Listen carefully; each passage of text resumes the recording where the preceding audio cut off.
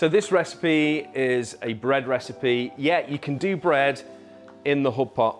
Really simple. Couple of tips on that along the way to help that work. It's plain flour and it's wholemeal flour, so it's got a little bit more fibre in it. Let's do this.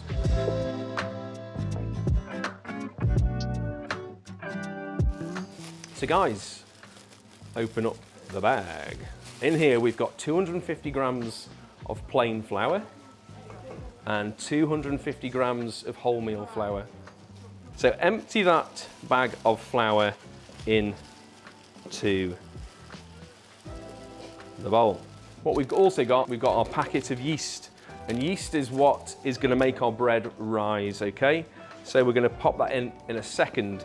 In our flour, we've also got some salt, which is going to make it taste good, right? Because flour has very little flavour. I'm going to tip it straight in. This is so easy. What you're also going to do is we've got some oil here.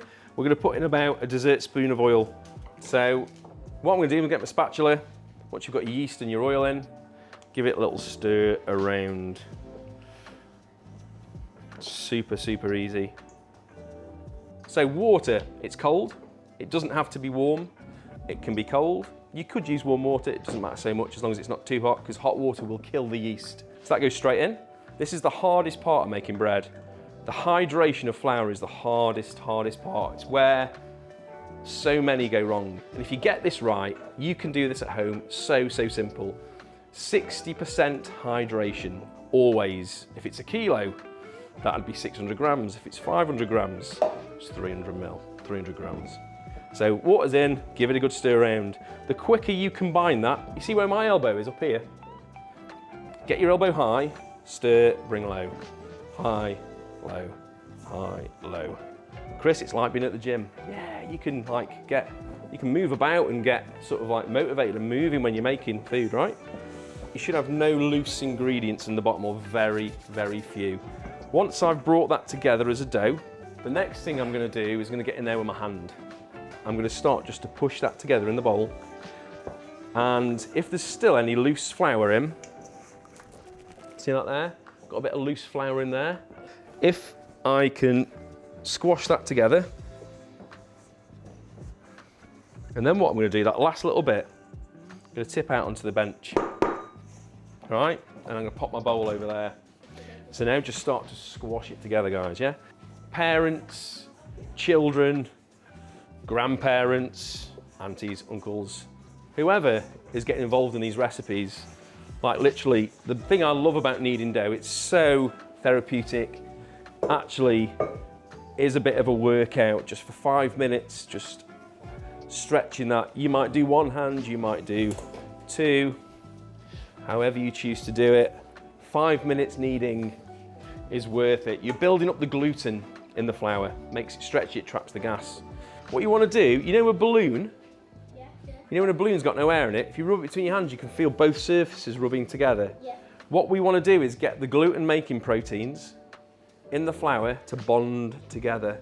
Okay, so by rolling them together and pushing them, what we're doing is combining them together. We're getting to attach to each other.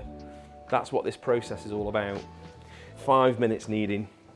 Always, so it's long ways like that, just pushing through it, because you're getting more of the gluten to develop because you're rubbing it together. Once you've finished that kneading and it becomes quite soft, what I'm going to do is I'm going to just turn it and tuck it. Because when we put this into our Hubb Pot, what we want it to do is we want it to rise like this. If we don't shape bread properly, it rises like this. Like that, yeah? So what we want it to do is to rise like that. So I'm just turning it and tucking it, so I'm pushing the dough under with my hands underneath. And you see how that's kind of just a perfect sort of round ball. And at the bottom, it's gradually sort of like that point, those lines are slowly disappearing. Now this does take a little practice. Even if you don't get this bit right, and maybe this is the most important part, even if you don't get this bit right, you're still gonna have delicious bread.